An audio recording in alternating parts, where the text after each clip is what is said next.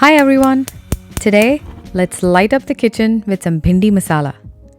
Bhindi or okra is a vegetable everyone in my family loves. The problem with bhindi is that if it's not cooked properly, it can get slimy.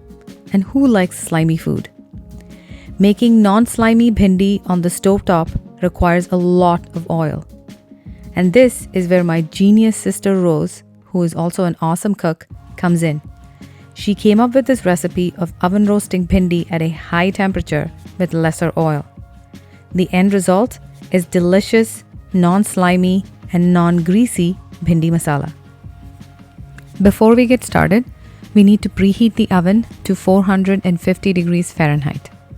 I use a large carbon steel pan like the one on the left to make this recipe, but my sister uses a regular aluminum sheet pan like the one on the right. The recipe turns out great either way. The only advantage I have found with the carbon steel pan is that the cooking time is reduced a little bit. Place the pan in the oven while it is preheating.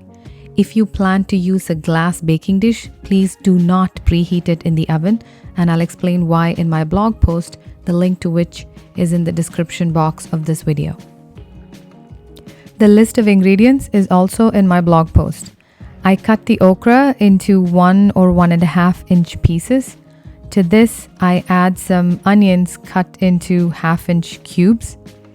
I also add some dry spices, coriander powder, red chili powder, turmeric powder, cumin powder, chaat masala, and salt.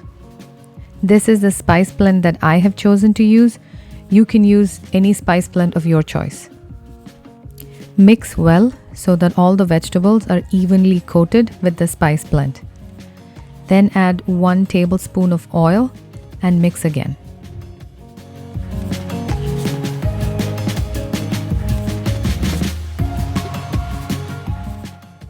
Once the oven is preheated, use some mittens and take the preheated pan out of the oven.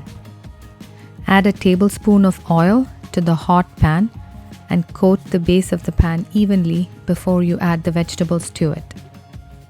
When you add the vegetables to the pan, you should hear it sizzle, something like this.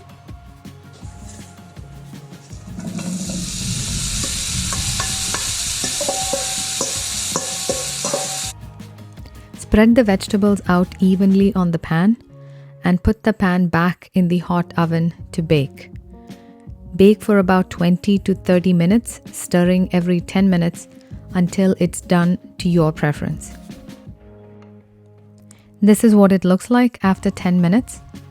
Mix well and then put it back in the oven for another 10 minutes.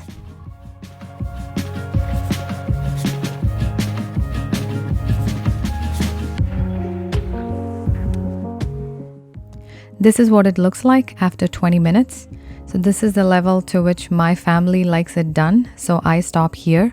But if you like to roast your vegetables more, or if you're using an aluminum sheet pan, you may need to cook it a little longer. At this point, I check for salt and add some if I need to.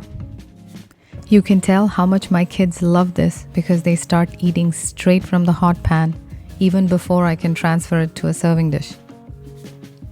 I use the same method to roast other vegetables, for example, eggplant or brinjal. My blog post has some additional tips and tricks, so do check it out.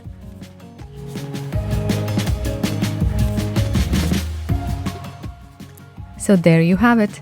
Delicious, non-greasy and non-slimy bhindi masala. We had it that night for dinner with some bundi raita and methi dal parathas. See you next time.